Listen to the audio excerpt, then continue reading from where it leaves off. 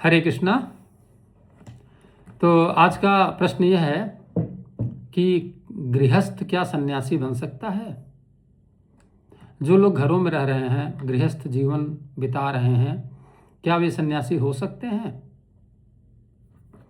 तो इसका उत्तर भगवान श्री कृष्ण ने भगवद गीता में 5वें अध्याय के 4थे श्लोक में दिया है कि सन्यासी किसे कहते हैं। पहले तो ये समझना कि सन्यासी का मतलब क्या होता है, इसके बाद बात आती है गृहस्थ सन्यासी कैसे बन सकता है या बन सकता है कि नहीं बन सकता है। तो भगवान ने 5वें अध्याय के 4थे श्लोक में सन्यासी के बारे में बताया कि सन्यासी किसे कहा जाता है। क्या बताया भगवान ने?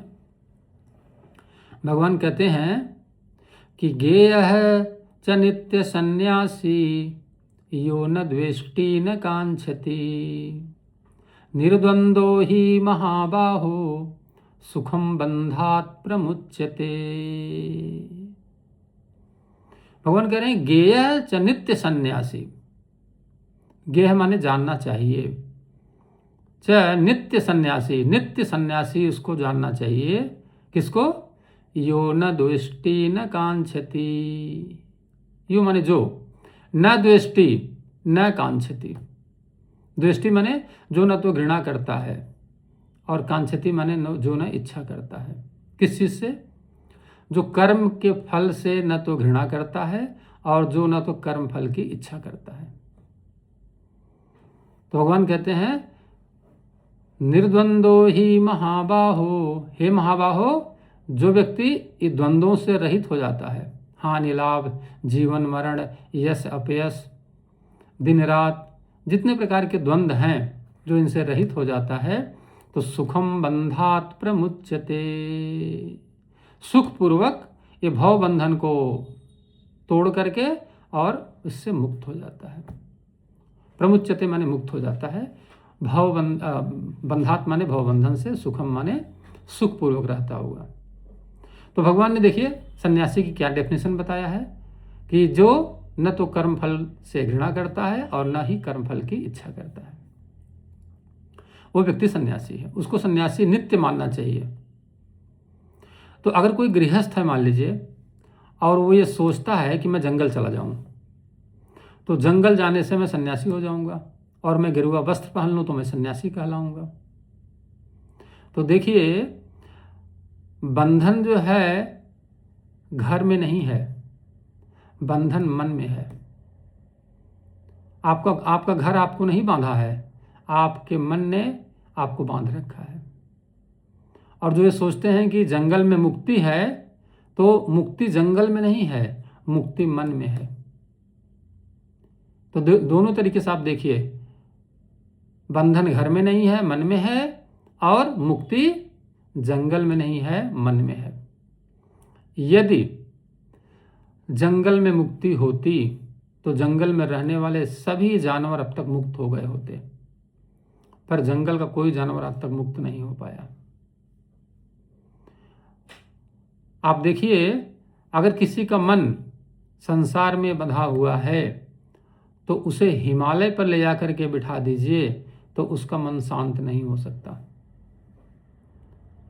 हिमालय पर भी उसको शांति नहीं मिलेगी।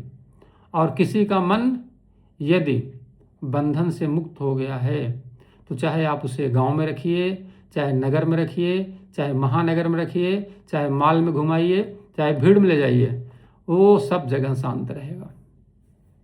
तो समस्या कहाँ पर है? समस्या मन में है। इसलिए शास्त्रों में कहा गया है कि मन एव मनुष्याणाम कारणम बंध मोक्षयो। कारणम बंध मोक्षयो। बंधन और मुक्ति का कारण मन है। मन ही हमारा मित्र है, मन ही हमारा शत्रु है। तो सारा ट्रीटमेंट मन का करना है। तो मन का ट्रीटमेंट कैसे होता है? मन के ट्रीटमेंट की दवा क्या है? उसकी आज तक कोई दवा बनी नहीं है। उसकी एक ही दवा है केवल। वो क्या है? मनः त्रायते इति मंत्र है। मंत्र से मन का ट्रीटमेंट होता है। मन मंत्र से सुधर जाता है। कौन सा मंत्र? हर युग के अलग अलग मंत्र होते हैं। सतयुग के अलग, त्रेता के अलग, द्वापर के अलग, कलयुग के अलग। कोई मंत्र हर युग में काम नहीं करता। जैसे आप मेडिकल स्टोर पे जाइए तो मेडिकल स्टोर पे सभी दवाएं रहती हैं, जितने रोग हैं सबकी दवा वहाँ पर है। अब मान लीजिए कोई व्यक्ति को बुखार आता है और वो जा करके मेडिकल स्टोर बोले कि मुझे डायबिटीज़ की दवा दे दो, तो उसको डायबिटीज़ वाली दवा अगर ले लिया तो डायबिटीज़ वाली दवा से बुखार नहीं उतरने वाला है।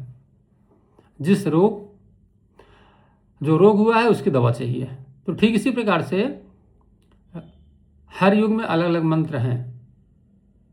जैसे द्वापर युग में ओम नमो भगवते वासुदेवाय नारद मुनि ने ध्रुव महाराज को दिया था। ऐसे कलयुग का मंत्र क्या है? कलयुग में भगवान ने मंत्र दिए हैं। चैतन्य महाप्रभु ने आकर के 16 अक्षर का मंत्र दिया है। इति षोडश नाम कलिकलमस नाशनम। ये 16 अक्षर का भगवान के नाम का ये महामंत्र है जो हमारे कलयुग में सभी पापों का नाश कर देता है, मन का ट्रीटमेंट करता है। वो क्या है? हरे कृष्णा कृष्ण कृष्णा हरे हरे, हरे रामा राम रामा हरे हरे। इसमें देखेंगे 16 भगवान के नाम हैं। पहली लाइन में हरे कृष्णा कृष्ण कृष्णा हरे हरे, 4 बार कृष्ण आया, 4 बार हरे आया। दूसरी लाइन में 4 बार राम आया, 4 बार हरे आया। तो 8 8 16 नाम का भगवान का ये महामंत्र है। इस महामंत्र का हमें जप करना चाहिए, जो कि हमारे मन का ट्रीटमेंट करता है। तो अगर मन का ट्रीटमेंट किया तो आप घर में रहते हुए सन्यासी हैं, आपको घर छोड़ने की आवश्यकता नहीं है। समस्या मन में है। जैसे आप मोबाइल लिए हैं, मोबाइल में समस्या नहीं है, मोबाइल जब मन में हो जाता है तो समस्या है। आजकल हम लोग क्या करते हैं? वस्तुओं से दूर भागते हैं। वस्तुएं हमारी समस्या नहीं है, वस्तुओं ने जब मेरे ऊपर अधिकार जमा लिया है तो समस्या है। घर में रहना समस्या नहीं है, जब घर हमारे मन में रहने लगे तो समस्या है। संसार में रहना समस्या नहीं है, जब संसार हमारे मन में हो जाए तो समस्या है। आप देखिए, कमल का फूल सागर में कीचड़ में खिलता है, लेकिन वो तालाब में खिलने वाला कमल तालाब के पानी और कीचड़ से अप्रभावित रहता है। तो जिस प्रकार से कमल जो है तालाब में खिलता हुआ तालाब के पानी से अनटच रहता है, मतलब उसको स्पर्श नहीं कर सकता है, उसी प्रकार मनुष्य को संसार में रहते हुए संसार से अनटच रहना चाहिए। इसलिए भगवान ने भगवद गीता में बताया ना, 5वें अध्याय के 10वें श्लोक में कि ब्रह्मणि आधाय कर्माणि संगम त्यक्त्वा करोति यः लिप्यते न स पापेन पद्मपत्रम इवाम्भसा। पद्मपत्रम माने कमल का पत्र, इवाम्भसा माने अम्बसा माने जल।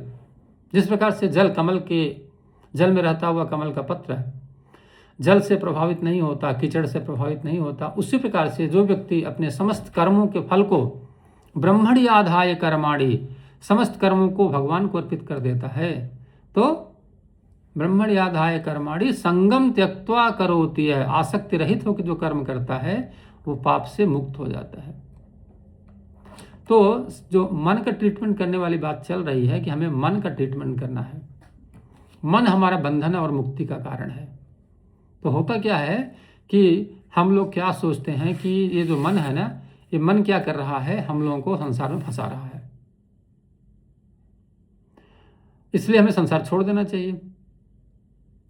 अगर गेरुआ वस्त्र पहन लेने से कोई सन्यासी बन जाता तो भगवान बोलते कि भाई ये मन उनका ट्रीटमेंट छोड़ो, गेरुआ वस्त्र पहनो। भगवान पहले बता देते भगवद गीता में। लेकिन भगवान ने कहीं पर भी ये बात नहीं कही कि आप वस्त्र का परित्याग करो, अन्न का परित्याग करो, परिवार का परित्याग करो, घर का परित्याग करो। भगवान ने कहीं नहीं कहा। भगवान ने क्या कहा?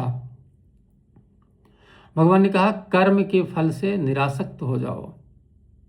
भगवान ने कहा मन को अहंकार से मुक्त करो। देखिए, बाहरी चीजें त्यागना बहुत आसान है। घर छोड़ के जंगल जाना है तो बड़ा आसान काम है, लेकिन जंगल में जाकर के अहंकार नहीं त्यागा तो कठिन काम है। जंगल में जाकर के काम, क्रोध, लोभ, मोह, ईर्ष्या, द्वेष नहीं त्यागा तो ये बहुत कठिन है। तो बाहरी त्याग भगवान नहीं बोलते, भगवान कहते हैं आंतरिक त्याग करो, अपने अंदर का त्याग करो। किस चीज़ का त्याग? क्रोध का त्याग करो, लोभ का त्याग करो, काम का त्याग करो, द्वेष का त्याग करो, ईर्ष्या त्याग करो, मोह का त्याग करो। ये जितने हमारे शत्रु हैं इनको त्यागो। भगवान इनको त्यागने की बात करते हैं। यदि इनका त्याग नहीं हुआ तो जंगल में रहता हुआ व्यक्ति क्या है, वो भोगी है। और यदि इसका त्याग किया तो घर में रहता हुआ व्यक्ति योगी है। इंपॉर्टेंट चीज ये है जो हमें समझना है। अगर हम ऐसा नहीं करते हैं तो हम एक दिखावा करते हैं। तो कैसे होगा ये, इसका तरीका क्या है? इसके लिए आपको ऐसे सोचना होगा, जैसे मान लीजिए कि कोई व्यक्ति राजा का रोल कर रहा है, एक नाटक में राजा का रोल कर रहा है। राजा का रोल करता हुआ व्यक्ति अगर ये सोच ले कि मैं राजा हमेशा के लिए हो गया हूं, तो वो इसकी बेवकूफ़ी है, मूर्खता है।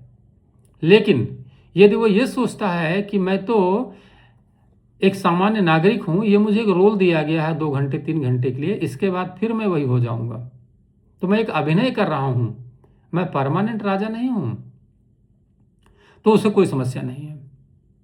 तो जो व्यक्ति क्या करता है, ये रोल करता हुआ अपने आप को समझ लेता है कि मैं परमानेंट राजा बन गया हूं, वहीं पर सारी समस्या क्रिएट हो जाती है। जैसे आजकल लोग क्या होते हैं, पढ़ाई लिखाई करके अगर मान लिया कोई इंजीनियर बन गया, कोई डॉक्टर बन गया, कोई आईएएस बन गया, कोई मंत्री बन गया, तो परमानेंट अपने आप को इंजीनियर, डॉक्टर, आईएएस और मंत्री मान लेता है। वो ये नहीं सोचता है कि मुझे कुछ समय के लिए रोल दिया गया था, मैं वो रोल का निर्वाह कर रहा था। मैं मंत्री नहीं, मैं डॉक्टर नहीं, मैं इंजीनियर नहीं, मैं यहाँ पर आईएएस नहीं। वो जो व्यक्ति जो कार्य करता है, जिस प्रोफेशन में रहता है, टीचर है तो टीचर मान लिया, लॉयर है तो लॉयर मान लिया, मंत्री है तो मंत्री मान लिया, जो जिस पद को होल्ड किया वही अपने आप को मान लेता है और उसी से अपनी पहचान बना लेता है। यही उसके बंधन का कारण है। मन उसी में आसक्त हो जाता है। जब व्यक्ति ये सोचता है कि मुझे कुछ समय के लिए एक रोल दिया गया है, चाहे पिता का रोल हो, पति का रोल हो, पुत्र का रोल हो, मित्र का रोल हो, कोई पद दिया गया हो, जो भी चीज़ हमें संसार में दी गई हैं वो एक सर्टेन टाइम के लिए भगवान ने दिया है। इसके बाद वो हमसे छीन लिया जाएगा, विड्रा कर लिया जाएगा, फिर इसके बाद हमें एक दूसरा रोल दे दिया जाएगा।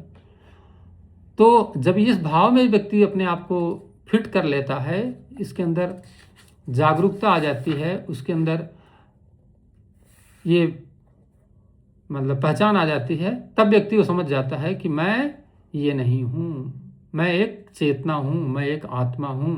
तब व्यक्ति इस जगत में कार्य करता हुआ कार्य से और कार्य के फल से न तो आसक्त होता है और न ही उससे घृणा करता है। तब भगवान जो बता रहे थे ना पहली बार कि गेय च नित्य सन्यासी यो न द्वेष्टि न कांक्षति, तब वो न तो घृणा करेगा और न ही वो उससे आसक्त होगा। तो कर्म का फल जो है उसको बांधेगा नहीं और कर्म के फल से वो घृणा नहीं करेगा, तो भगवान कहते हैं द्वंद्व से मुक्त हो जाएगा। तो हमें अपने आप को ये समझना है कि मैं यहाँ पर परमानेंट नहीं हूँ और नहीं मेरा ये पद और मेरा ये प्रतिष्ठा, ये मान सम्मान, ये जो भी चीज़ें हैं ये मेरे लिए परमानेंट नहीं है। ये मुझे एक रोल करने के लिए यहाँ भगवान ने दिया है और ये रोल मैं एक ठीक से निर्वाह जब करता रहूँगा तो मैं चाहे घर में रहूँ और चाहे जंगल में रहूँ, कोई फर्क नहीं पड़ता है। घर में रहते हुए आप सन्यासी हैं।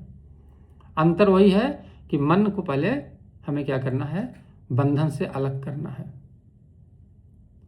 तो भगवान, अगर आप तीसरे अध्याय देखेंगे, भगवान कहते हैं जंगल में रहने वाला व्यक्ति एक क्षण के लिए भी कर्म करने से नहीं अपने आप को अलग कर सकता, क्योंकि उसको भी जंगल में खाना पड़ेगा, सोना पड़ेगा, चलना पड़ेगा, कुछ न कुछ तो कर्म करना पड़ेगा। तो जब ये सब कर्म करेगा तो उसमें तो कोई न कोई पाप होगा ही। जब पाप होगा तो कर्म का बंधन लगेगा। तो फिर कहाँ सन्यासी मुक्त हुआ? मुक्ति तो तभी संभव है जब वो कर्म के फल और कर्म के फल से न तो कर्म फल के आसक्त हो, न कर्म फल से घृणा करे। ये इंपॉर्टेंट पॉइंट है। इसका अभ्यास करना है। इसका अभ्यास आदमी जब करेगा ये समझ करके कि मैं यहाँ पर भगवान का दास हूँ, जीवेर स्वभाव है नित्य कृष्ण दास, मैं कृष्ण का दास हूँ। भगवान ने मुझे एक जिम्मेदारी दिया है, उसका मैं निर्वाह कर रहा हूँ। वो मेरी जिम्मेदारी जब खत्म हो जाएगी भगवान मुझे कोई दूसरी जिम्मेदारी देंगे, मेरा काम बस इतना ही है। तो इस भाव से जब व्यक्ति कर्म करता रहेगा तब इस संसार में रहता हुआ कर्म के बंधन से नहीं बंधेगा। नहीं तो भगवान बताते हैं ना कि कर्मेंद्रियाणि संयम्य यह आस्ते मनसा स्मरन् इंद्रियार्थान विमूढ़ात्मा मिथ्याचार स उच्यते। भगवान तीसरे अध्याय के 6वें श्लोक में बताते हैं कि कर्मेंद्रियाणि संयम्य, जो अपनी कर्म इंद्रियों को, जैसे हाथ पांव नाक कान जिह्वा त्वचा, कर्म इंद्रियों ज्ञान इंद्रियों को जो अपने वश में कर लेता है, और यह आस्ते मनसा स्मरण, और मन से जो इंद्रिय विषयों का स्मरण करता रहता है, भगवान कहते हैं वो क्या कहलाता है? मिथ्याचारी स उच्यते, वो मिथ्याचारी कहलाता है। और भगवान कहते हैं यह तो इंद्रियाणि मनसा नियम्यारभते अर्जुन कर्मेंद्रिय कर्म योगम असक्तः स विशिष्यते। और जिसने मन से इंद्रियों को संयम कर लिया और अनासक्त होकर वो कर्म करता रहा, कर्मेंद्रिय कर्म योगम असक्तः स विशिष्यते। ये कर्म इंद्रियां जब असक्त होकर के, मतलब अनासक्त होकर के संसार में जब कर्म करती रहती हैं, तो क्या होता है? वो व्यक्ति योगी कहलाता है, वो व्यक्ति सन्यासी कहलाता है। तो सन्यास लेना ये कोई वस्त्र बदलने की बात नहीं है, गिरुआ वस्त्र पहन के घूमने की बात नहीं है, जंगल में जाने की बात नहीं है, या हिमालय पर जा कर के साधना करने की बात नहीं है। सन्यास क्या है?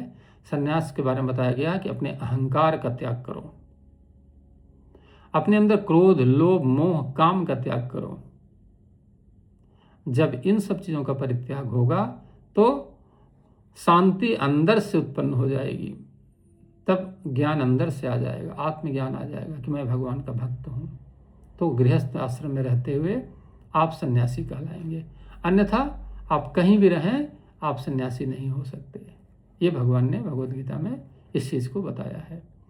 तो जब कोई व्यक्ति इस सिद्धांत अपने जीवन को जीता है, तो वो गृहस्थ आश्रम में रहे, चाहे वानप्रस्थ में रहे, चाहे वो ब्रह्मचर्य आश्रम में रहे, और चाहे वो सन्यास ले ले, सब जगह वो सन्यासी है।